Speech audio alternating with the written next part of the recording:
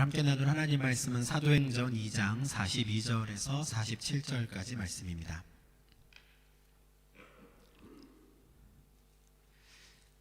사도행전 2장 42절에서 47절까지 말씀, 신약성경 190면 정도에 있습니다.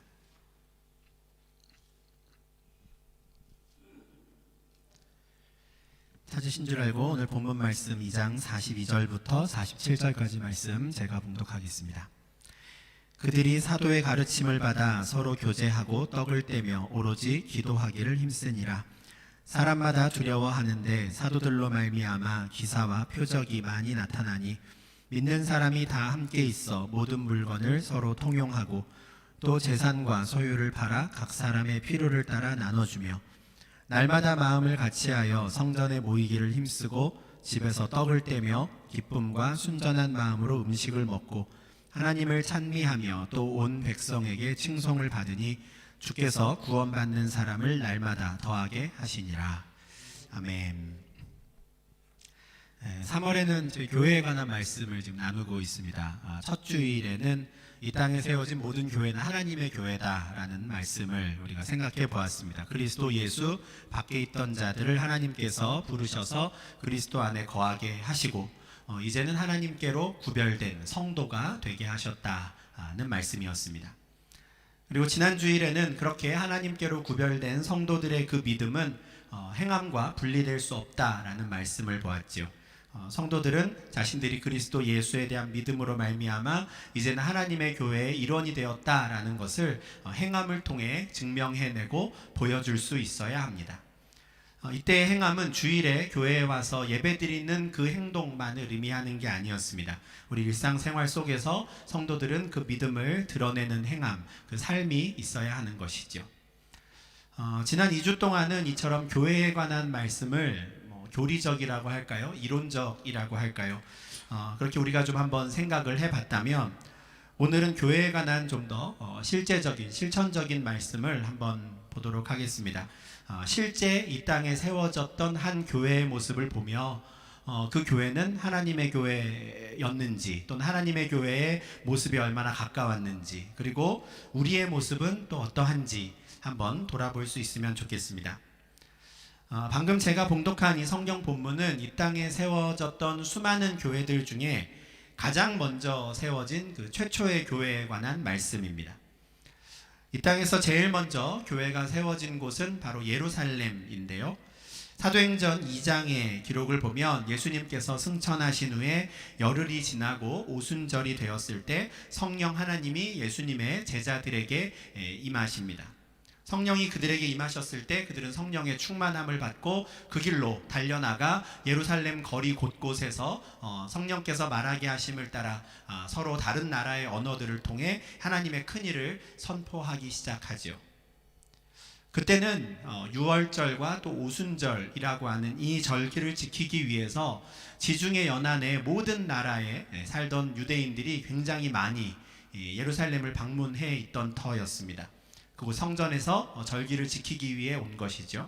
그런데 마침 그때 예수님의 제자들이 성령의 충만함을 입어 각 나라의 언어로 자신들이 살고 있는 그 이방 나라들의 언어로 하나님의 큰일을 선포하는 걸 듣게 됩니다. 그리고 그 말을 듣고 예수 그리스도에 대한 믿음을 갖게 되지요. 우리가 앞서 2주간 보았던 말씀처럼 하나님의 그 부르심에 응답하여 그리스도 예수를 나의 주로 고백하는 사람들이 세워진 것입니다. 예루살렘에 하나님의 교회가 세워진 것이죠. 그러나 열심히 복음을 선포하고 있었던 예수님의 제자들 입장에서는 자신들의 선포를 듣고 과연 그 중에 누가 하나님의 교회의 일원이 되었는지 알 수는 없었습니다. 그러니 제자들 입장에서는 그것을 확인할 수 있는 절차가 필요했지요.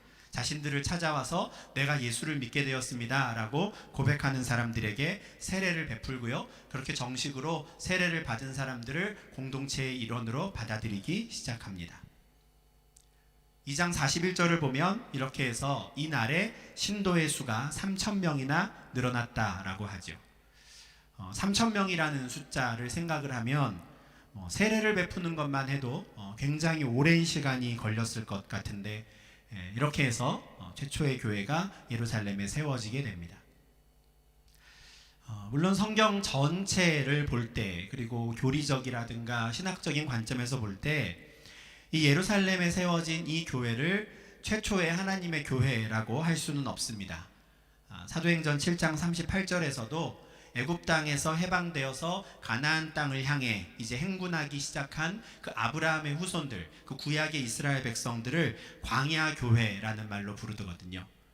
그러니까 하나님의 부르심을 받은 사람들의 공동체를 교회라고 부른다라는 점에서 이미 구약 시대에도 교회라고 부를 만한 그 공동체가 있었습니다.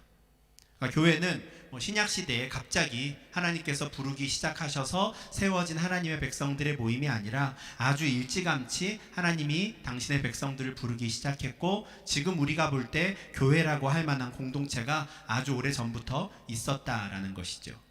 다만 그 구약의 이스라엘 백성들과 우리가 사도행전 2장에서 보게 되는 예루살렘 교회 사이에는 분명한 차이점이 있습니다. 바로 예수 그리스도에 대한 믿음이지요.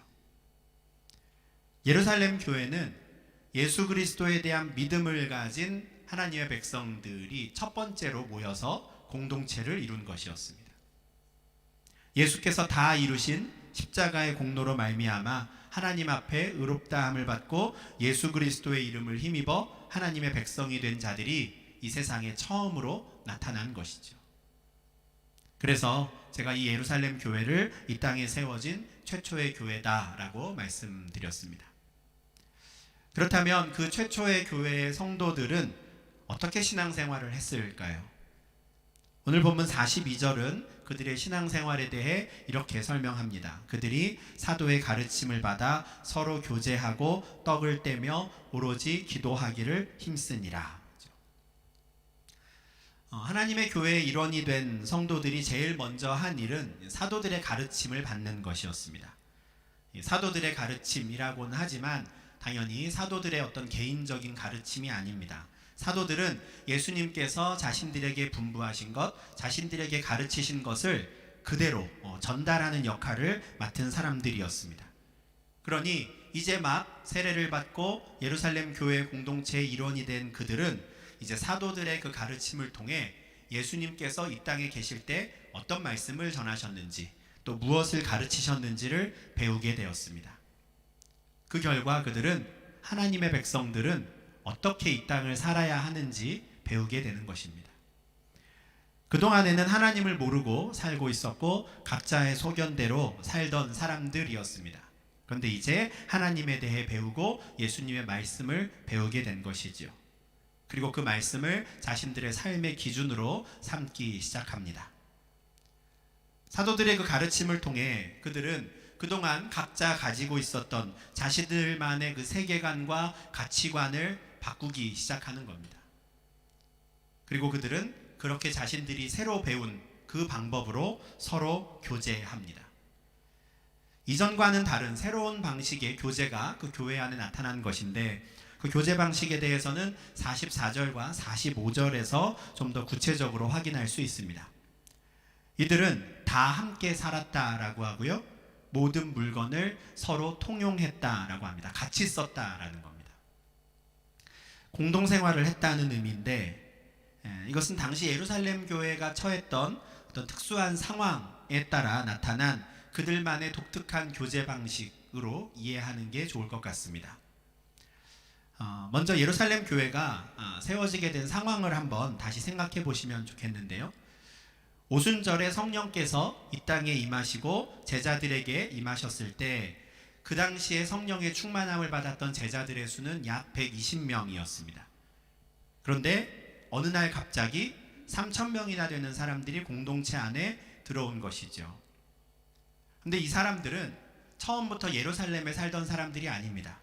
유월절과 오순절을 지키기 위해 지중해 연안의 여러 나라들로부터 예루살렘을 찾아온 사람들이었죠. 절기를 지키러 잠깐 왔다가 뜻하지 않게 예수를 믿게 된 겁니다. 그리고 계속해서 예루살렘에 머물면서 사도들의 가르침을 받아야 하는 상황이 된 것이죠. 그런데 문제는 그 가르침을 전한 사도들은 12명밖에 없는 겁니다. 12명이 3,000명을 가르쳐야 하는 상황이 된 것이죠. 당연히 굉장히 오랜 시간이 필요했을 겁니다. 나중에는 어쩌면 12명의 사도들만으로는 부족하니 함께 성령의 충만함을 받았던 120명이 모두 가르치는 사역에 달려들었다라고 좀 생각을 해본다 하더라도 3,000명이나 되는 사람들을 주의 말씀으로 가르치고 예수 그리스도께서 분부하신 것을 그들에게 전달하기에는 상당한 시간이 필요했을 겁니다. 그러다 보니 그들은 어쩔 수 없이 공동생활을 하게 됩니다. 먼저 예수를 믿은 사람들이 오갈 데 없어진 사람들에게 자신의 집을 숙소로 제공하기 시작하는 것이죠. 그래서 새로 예수를 믿은 사람들이 계속 예루살렘에 머무르며 사도의 가르침을 배울 수 있도록 도운 것입니다. 믿는 사람이 다 함께 있어 모든 물건을 서로 통용하고 라는 이 44절 말씀은 이런 맥락에서 이해할 필요가 있습니다. 또한 45절에 재산과 소유를 팔아 각 사람의 필요를 따라 나눠주었다라는 말씀도 마찬가지입니다. 여행 가방 하나 들고 예루살렘을 방문했는데 체류기간이 늘어나면서 이제는 좀 곤란한 지경에 처한 성도들에게 예루살렘에 사는 성도들이 숙식을 제공했을 뿐 아니라 혹시 경제적으로 필요하다면 자신들의 것을 함께 나눠주기 시작한 것이죠. 그러니 오늘 44절, 45절에 나와 있는 예루살렘 교회의 이 교제 방식을 우리가 일반적으로 적용할 수는 없습니다. 최초의 교회가 공동체 생활을 했으니 우리도 그렇게 해야 한다고 말할 수는 없습니다. 이후에 사도들에 의해 세워진 그 수많은 교회들 중에 예루살렘 교회와 같은 그 공동생활을 했던 지역교회는 없습니다. 신약성경 어디에서도 우리는 초대 예루살렘 교회의 그 공동체 생활을 우리가 따라가야 합니다라고 말하지 않고요. 그와 같은 생활을 동경하거나 그런 공동체를 이루는 게 우리의 목적이다라고 말하지 않죠. 신약성경 어디에서도 그런 말씀은 없습니다. 이 땅에 처음 나타난 예루살렘 교회는 그들이 처했던 그 특수한 상황에 따라 필요에 의해서 그와 같은 형태의 신앙생활, 그와 같은 형태의 교제 방식을 택하게 된 것뿐입니다. 물론 그렇다고 해서 그들의 모습을 별것 아닌 것으로 치부할 수는 없습니다. 자신의 집을 성도들의 숙소로 제공하고 자신들의 소유를 팔아 나눠주어서 이제 막 사도들의 가르침을 받기 시작한 그 사람들을 도왔다라는 것, 이것은 대단한 일이었죠. 그 사람들은 그냥 특별했어, 특수한 상황이어서 어쩔 수 없었어 라고 우리가 간단하게 치부할 수는 없는 겁니다. 또한 그들은 마치 광신도 같았다 라고 말할 수도 없는 겁니다. 그들은 자신들의 교제 방식, 그 독특한 신앙생활 형태를 통해 자신들의 믿음을 드러낸 성도들이었습니다. 사실 아무리 가까운 사이라고 해도 한 집에 살면서 모든 물건을 서로 통용한다라는 것이 현실적으로 얼마나 어려운 일인지 잘 아실 겁니다. 청년들 같은 경우에는 집을 구했을 때 샤워실 하나만도 다른 사람이랑 쉐어를 한다 그러면 그게 얼마나 불편한 일인지 아마 잘 알 겁니다. 그런데 예루살렘 교회 성도들은 모든 물건을 통용했을 뿐 아니라 심지어 재산과 소유를 팔아 필요한 사람들에게 기꺼이 나누어 주었습니다. 그냥 말로만 나는 은혜 받은 사람입니다, 나는 믿음이 있는 사람입니다 라고 하지 않고 실제 그들은 그 삶을 통해서 자신의 믿음을 고백한 것이고요, 같은 믿음을 가진 사람들을 진짜 가족처럼 생각했던 것입니다. 그러니 이와 같은 공동생활이라고 하는 굉장히 파격적인 신앙생활 형태, 교제 방식이 가능했던 것입니다. 또한 그들의 교제는 단지 인간적으로 그냥 훌륭한 차원에 머물지 않았습니다. 42절 하반절에서는 그들이 떡을 떼며 오로지 기도하기를 힘썼다라고 하는데요, 이것은 그들의 교제의 중심에 예배가 있었다라는 것을 보여줍니다. 예배하는 공동체였지요. 특히 42절에 이 떡을 떼며 라는 표현은 46절에서 우리가 좀 더 구체적으로 확인할 수 있는데요, 날마다 마음을 같이하여 성전에 모이기를 힘쓰고 집에서 떡을 떼며 기쁨과 순전한 마음으로 음식을 먹었다고 합니다. 날마다 성전에 모여 함께 예배합니다. 그리고 각각의 그룹별로 또 흩어지게 되면 누군가의 집에 모여서 떡을 떼고 기쁜 마음으로 음식을 먹죠. 떡을 뗀다라는 것은 성찬식을 행했다라는 겁니다. 예수님께서 제자들과 마지막으로 유월절 식사를 하실 때 떡을 떼어 주시고 잔을 나와 주시며 이것을 행하여 나를 기념하라라고 하셨는데, 그것을 기억하며 함께 떡을 떼었다는 것이죠. 그리고 음식을 먹고는 진짜 식사를 함께 했다라는 겁니다. 성찬을 하며 예수 그리스도를 기억하고 기념했고요. 또한 예수님을 통해서 새로운 가족이 된 사람들이 한자리에 모여서 식사하고 형제 자매 된 것을 기뻐한 것이죠. 또한 그들은 오로지 기도하기를 힘씁니다. 이것은 이제 막 예루살렘 교회 공동체에 들어온 사람들이 자신들보다 앞서 신앙을 가졌던 그 신앙의 선배들의 모습을 본받았다는 것을 의미합니다.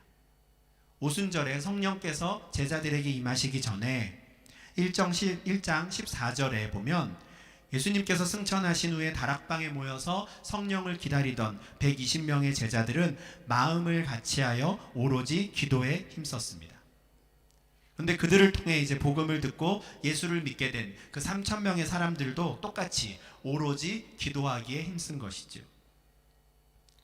그러니까 분명 자신들도 성령의 충만함을 입어서 우리에게 복음을 전해준 저 신앙의 선배들처럼 우리도 담대히 하나님의 큰 일을 선포하는 사람이 될 수 있으면 좋겠다 소망을 가지고 기도했을 것입니다.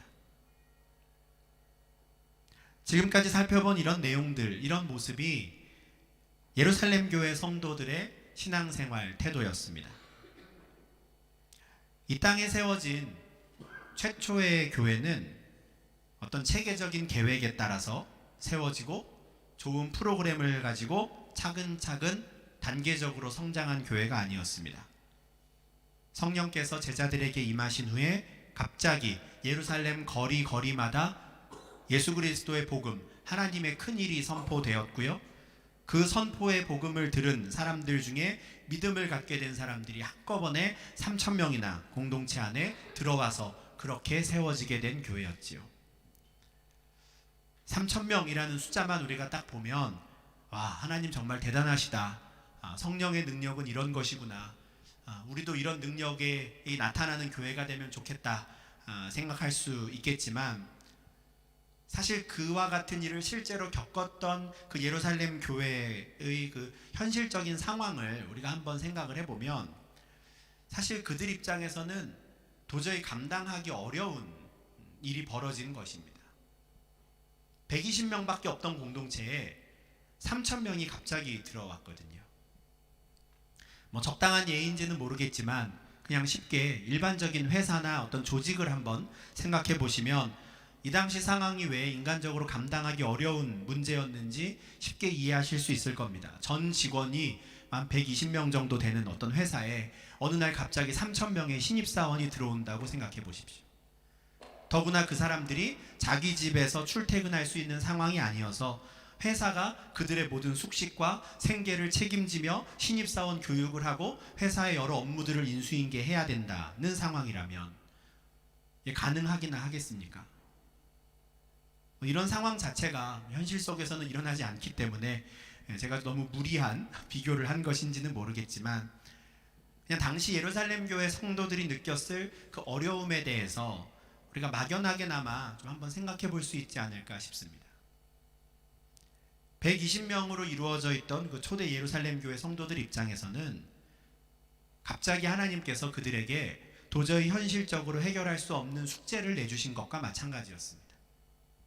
3,000명이나 되는 사람들을 먹이고 입히면서 말씀을 가르쳐라 한 것이죠.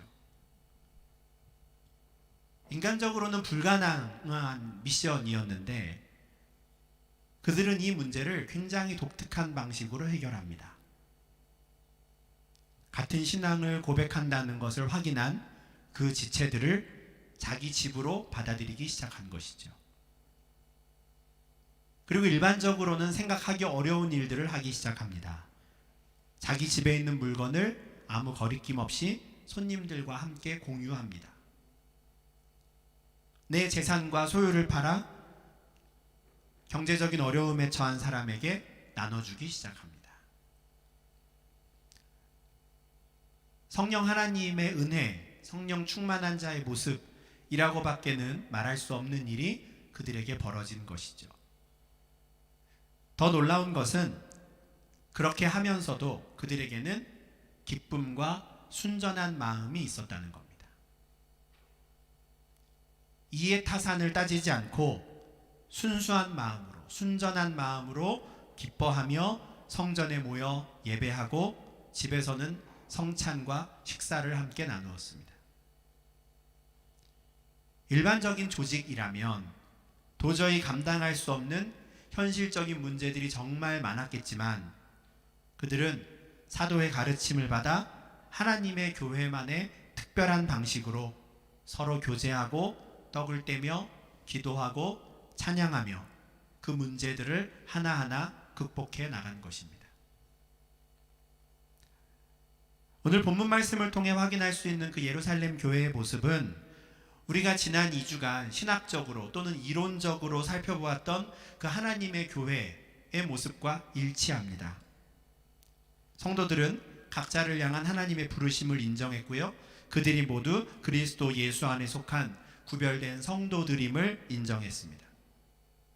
그리고 그들의 믿음은 입의 고백으로만 그치지 않았고요. 행함으로 드러나는 믿음을 보였습니다. 한마디로 말해서 이 땅에 세워진 그 최초의 교회는 진짜 하나님의 교회였던 것이죠. 그런데 이렇게 진짜 하나님의 교회가 이 땅에 세워졌을 때, 예루살렘에 세워졌을 때 그 교회에 대한 당시 주변 사람들, 특히 예루살렘의 유대인들의 반응이 매우 특이합니다.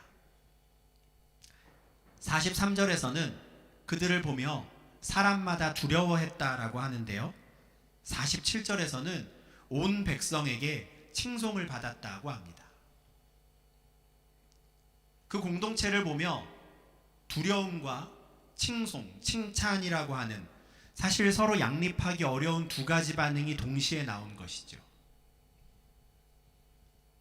사실 이 예루살렘 교회는 다른 유대인들의 눈에 아주 잘 띄는 공동체였을 겁니다. 3,000명이나 되는 사람들이 아침과 저녁으로 날마다 성전에 모이고 또 흩어져서 집으로 모이고 온 예루살렘을 휩쓸고 다녔을 겁니다. 그러니 그곳에 살고 있던 다른 유대인들의 눈에 띄지 않을 수가 없었지요. 아마 온 예루살렘이 갑자기 등장한 저 사람들, 저 무리들, 그 교회, 그리고 그들이 말하는 예수 그리스도에 대한 이야기로 들썩거리기 시작했을 겁니다. 그런데 그 들썩거림은 그냥 사람들끼리 소문에 그치지 않고 그들만의 가십거리에 그치지 않았습니다. 사도들을 통해 예수께서 하나님의 아들이심을 보여주는 표적과 기사가 나타났을 때 그들은 두려워합니다. 불과 두세 달 전에 자신들이 십자가에 매달아 죽인 그 예수가 하나님의 아들이다 라는 말을 들었을 때 그들은 두려웠던 것이죠. 우리가 무슨 짓을 저지른 것인가 아마 두려웠을 겁니다. 또한 동시에 예수를 믿었다라고 말하는 그들의 모습을 보면 그들은 칭찬하지 않을 수 없었습니다. 그 3,000명의 사람들이 각자 흩어져 함께 식사하고 날마다 모여 기도하고 기쁨과 순전한 마음으로 하나님을 찬양하는 걸 보면서 부럽기도 하고 칭찬하지 않을 수가 없었던 것이죠. 그리고 그 두려움과 칭송이라고 하는 이 상반된 두 가지 반응이 유대인들의 마음을 흔들었습니다. 그리고 예루살렘의 유대인들 중에서 그 하나님의 부르심에 응답하여 예수 그리스도를 주로 고백하는 사람들이 더 나타나기 시작한 것이죠. 47절 하반절입니다. 주께서 구원받는 사람을 날마다 더하게 하시니라. 이것이 바로 진짜 하나님의 교회, 참된 하나님의 교회가 처음 이 땅에 나타났을 때 일어났던 일입니다. 그로부터 2000년이 지났거든요. 지금 이 땅에 정말 많은 교회가 세워졌습니다. 하나님의 은혜이지요. 근데 2021년 현재 예루살렘 교회와 같은 그 진짜 하나님의 교회가 얼마나 될까 생각을 한번 해보면 자신이 없습니다. 예전에도 한번 말씀드린 적이 있었던 것 같은데 같이 신앙생활하다가 한국으로 가시는 분께 임명증서를 드리고 또 함께 식사하면서 마지막 인사를 나눌 때 이런 곳으로 이사를 가는데 좋은 교회를 추천해 주십시오 부탁하시는 분들이 꽤 있었습니다. 근데 여기 가시면 좋습니다. 또는 어느 교회든 가셔도 좋습니다라고 제가 말씀을 못 드리겠더라고요. 그러게요. 참 교회 정하기가 힘들죠. 어디든 가시면 좋을 텐데 모두 다 그런 교회가 아니기 때문에 하나님이 좋은 교회로 인도해 주시면 좋겠습니다 라고 밖에는 제가 드릴 수 있는 말씀이 없었습니다. 그게 우리 현실이죠. 한국의 상황만이 아닙니다. 네덜란드 내에서도 교회가 정말 하나님의 교회로서의 사명을 감당해가지 못하는 일들이 점점 많이 벌어지고 있죠. 교회의 일이 아니라 이건 정치의 영역이긴 하지만 지난 주중에 있었던 네덜란드 하원 선거에서도 기독교적인 가치를 추구하는 정당들이 의석수를 많이 잃었다라는, 그들의 힘이 많이 약해지고 있다라는 기사를 보았습니다. 한국뿐 아니라 네덜란드, 사실은 전 세계 어디에서도 우리가 오늘 성경에서 보는 것 같은 이런 진짜 하나님의 교회가 선한 영향력을 발휘하는 그런 시대에는 아닌 것 같습니다. 이 땅에 세워진 교회는 정말 많지만 그 모든 교회들이 교회 밖에 있는 사람들에게 소망을 주는 그런 시간은 아닌 것 같은 것이죠. 저도 그렇지만 우리는 정말 많은 말들을 외칩니다. 일주일에 쏟아지는 설교만 해도 얼마나 많은지 모릅니다. 근데 그렇게 많은 소리들을 우리가 외치지만 그 소리를 듣고 더 이상 사람들이 두려워하지 않습니다. 스스로를 성도라 부르는 사람들은 많지만 그 중에서 다른 사람들로부터 칭찬을 듣는, 칭송을 받는 사람들이 많지 않습니다. 그래서 초대 예루살렘 교회는 사람마다 그들을 두려워하였고 그들은 온 백성에게 칭송을 받았다라는 이 말씀, 이 평가가 참 부럽기도 하고 또 더 깊이 마음에 남습니다. 그런데 한편으로는 욕심도 납니다. 우리가 성경을 통해서 보는 그 교회, 하나님의 교회라고 말하는, 성도라고 말하는 그들이 그냥 이론적으로만 가능한 게 아니라 현실 속에서도 가능한 일이었구나라는 것을 오늘 본문 말씀을 통해 확인하고 나니 욕심이 납니다. 우리 교회가 예루살렘 교회와 같은 진짜 하나님의 교회가 되면 좋겠다는 생각이 간절해지는 것이죠. 물론 당장 오늘부터 우리도 새로운 마음으로 공동생활을 해야 합니다 라고 말씀드리는 건 아닙니다. 공동생활은 예루살렘 교회 성도들이 그들의 상황에 맞춰 아주 특수하게 찾아낸 신앙생활 방식이었습니다. 그러면 우리는 다른 것을 고민해야 합니다. 지금 우리 상황에 맞는 신앙생활 방식, 지금 우리 상황에 맞는 교제 방식은 무엇인가 고민해야 하지요. 다음 주일은 종려주일이고요. 2주 후면 부활주일입니다. 벌써 코로나 상황에서 두 번째 맞이하는 부활절이 다가옵니다. 그런데 작년에 이어 올해에도 우리는 함께 식사하며 교제할 수가 없습니다. 성찬을 나눌 수도 없지요. 성찬식은 벌써 1년째 저희가 하지 못하고 있습니다. 지금 같은 상황에서 오늘 말씀을 보니 예루살렘 교회 성도들은 날마다 마음을 같이하여 성전에 모이기를 힘쓰고 집에서 떡을 떼며 기쁨과 순전한 마음으로 음식을 먹고 하나님을 찬미했다라는 말씀이 더 부럽습니다. 우리는 언제 다시 이렇게 할 수 있을까 싶지요. 그러고 보면 우리도 예루살렘 교회만큼이나 참 어려운 현실적인 문제를 숙제로 받은 것 같습니다. 그들에게는 3,000명이나 되는 사람들을 먹이고 입히며 가르쳐라 라는 숙제를 주셨다면 우리는 이처럼 물리적으로 함께하지 못하는 상황에서도 함께 예배하고 함께 교제해라 라는 숙제를 받은 것 같습니다. 2000년 전에 예루살렘 교회 성도들에게 성령이 함께 하셔서 그들에게 지혜를 주시고 그로 말미암아 그들이 언제나 기쁨과 순전한 마음으로 함께 교제하고 함께 예배하는 공동체를 만들었던 것처럼 우리에게도 하나님께서 성령의 특별한 지혜를 더하여 주시고 성령의 충만함을 주셔서 지금 이 시대에 합당한 방식으로 우리가 또 함께 마음껏 교제할 수 있기를 바랍니다. 참 어려운 일이에요. 그죠? 우리가 인간적으로는 방법이 없어 보이고 지혜가 필요할 것 같은데 우리의 지혜를 모으고 성령이 주시는 그 능력 가운데 우리가 한번 해낼 수 있으면 좋겠습니다. 참 감사한 것은 이런 상황에서도 또 많은 성도님들께서 하나님 말씀을 함께 읽고 또 공부하고 예배하는 일에 열심을 내고 계시다는 점입니다. 참 감사한 일이죠. 지금 모든 교회 일정들, 프로그램들이 온라인으로밖에 진행될 수 없지만 주일 오전에는 중고등부 학생들이 모여서 또 말씀을 배우고 함께 모임을 갖고 있고요. 또 우리가 주일에는 함께 온라인으로 예배를 드립니다. 예배 이후에는 청년들이 또 온라인으로 또 부서별 모임을 갖습니다. 주중에도 화요일에는 장년부 성도님들께서 성경 공부를 하고 계시고 목요일 저녁에는 또 청년들이 온라인으로 함께 말씀을 읽고 묵상하고 있습니다. 감사한 일이죠. 이와는 별도로 우리가 함께 온라인상으로라도 서로 안부를 묻고 격려하며 같이 성경을 읽고 암송하고 찬양할 수 있는 그런 소그룹들도 원하시는 분들을 좀 묶어드릴 수 있으면 좋겠다 생각해서 모집하고 있습니다.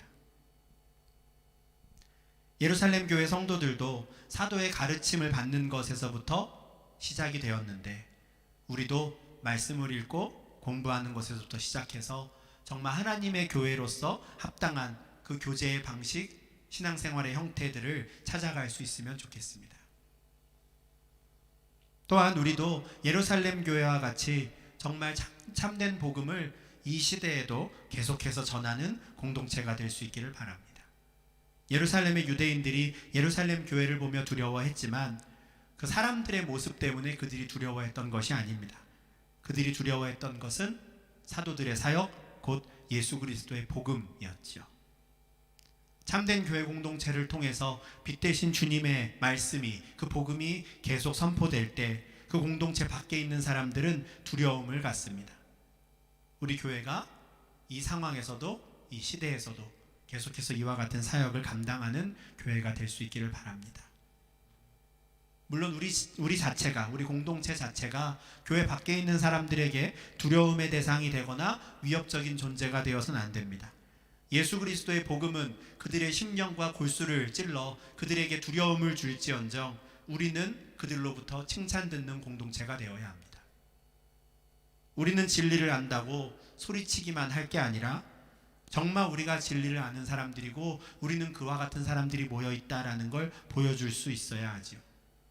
우리가 행함으로 우리의 교제 가운데 우리의 신앙생활 속에서 우리의 믿음을 드러낼 때 세상 사람들은 우리를 칭찬할 것입니다.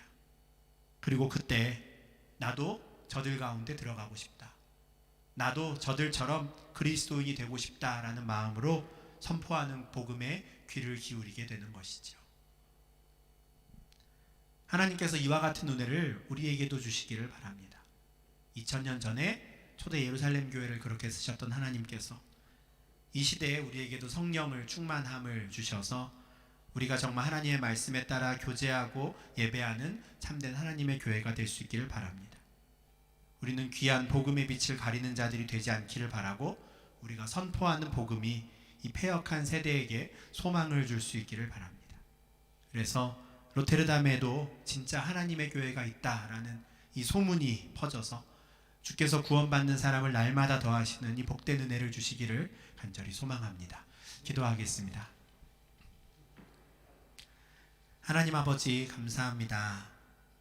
이 땅에 하나님의 교회를 세우시고 믿음의 사람들로 공동체를 이루게 하시니 감사를 드립니다. 각 교회마다 그 형편에 따라 필요에 따라 하나님이 주시는 지혜로 열심히 교제하고 함께 신앙생활하게 하시는데 하나님 이 시대에 합당한 꼭 필요한 지혜들을 더하여 주시옵소서. 그래서 우리가 참된 방법으로 주의 복음을 선포하는 교회가 되게 하시고 또 합당한 방법으로 열심히 우리가 교제하고 또 함께 찬양하는 예배하는 공동체가 될 수 있게 하여 주시옵소서. 그래서 우리를 바라보는 자들이 예수 그리스도의 복음을 들을 때 두려워하게 하시고 또한 우리의 모습을 보며 부러워하게 하시고 칭찬케 하셔서 날마다 구원받는 자의 수를 더하게 하는 진짜 하나님의 교회로 이 땅 가운데 세워져 갈 수 있도록 인도하여 주시옵소서.